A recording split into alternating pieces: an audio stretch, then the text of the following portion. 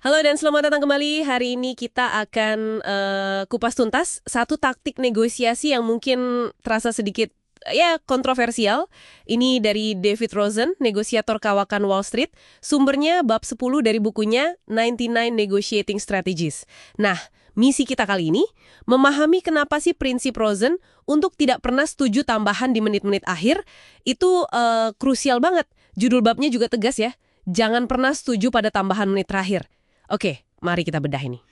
Iya, momen penutukan kesepakatan itu kan emang sering tegang ya. Udah lega gitu rasanya, semua poin oke, tinggal tanda tangan, tiba-tiba muncul permintaan kecil. Permintaan kecil ya, kayak biaya admin atau apa gitu. Iya bisa jadi, atau mungkin bonus fitur minor, halal kayak gitulah. Dan disinilah Rosen, narik garisnya tegas banget ya. Ketika deal udah di depan mata, pihak lain coba selipin ekstra. Sekecil apapun itu, jawabannya harus tidak. Gitu. Keras juga ya kedengerannya. Emang kesannya keras, tapi gini, logika Rosen itu bukan soal nilai tambahannya loh.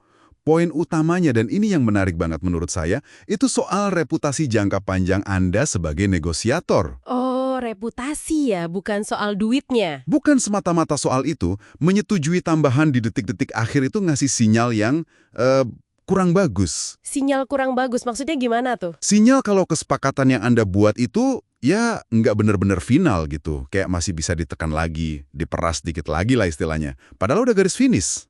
Oke. Nah, ini bukan cuma ngerusak posisi Anda di negosiasi itu aja, tapi bisa jadi bumerang buat negosiasi Anda ke depan. Sama pihak itu atau sama siapapun yang denger reputasi Anda. Nanti mereka mikir, oh kalau sama dia mah, coba aja minta tambahan di akhir, gampang kok. Wah, jadi ini kayak investasi reputasi buat masa depan ya. Tapi pasti ada risikonya dong. Mungkin Anda mikir, waduh masa deal bagus batal gara-gara nolak permintaan sepele? Ya tentu. Rosen juga ngakuin kok risiko itu. Anda mungkin aja bakal kehilangan 1 atau 2 deal potensial karena pegang teguh prinsip ini. Tapi argumen dia kuat banget. Gimana tuh argumennya? Dia bilang, dalam jangka panjang, kredibilitas sama reputasi yang Anda bangun sebagai negosiator yang teguh, yang konsisten, itu nilainya jauh lebih gede daripada 1-2 deal yang mungkin hilang. Ibaratnya gini, aturan main kan nggak bisa diubah setelah wasit tiup peluit akhir kan? Haha, iya juga ya. Analogi peluit akhir itu oke tuh. Menjaga integritas prosesnya gitu ya. Betul, integritas proses itu penting. Tapi dunia nyata kan kadang abu-abu ya, nggak hitam putih kayak pertandingan. Apa Rosen bener-bener nggak ngasih ruang buat fleksibel sama sekali? Kaku banget dong. Nah, ini ada sedikit nuansanya nih. Dia nggak nyaranin kaku membabi buta juga sih. Ada catatannya bahwa mungkin ada situasi yang sangat langka. Sangat langka ya? Iya, di mana dealnya itu mungkin luar biasa bagusnya, jadi sedikit fleksibilitas, ya bisa dipertimbangkan lah. Tapi sikap dasarnya, defaultnya, tetap nolak. Ini sejalan banget sama gaya negosiasi kompetitif yang sering diasosiasikan sama Rosen.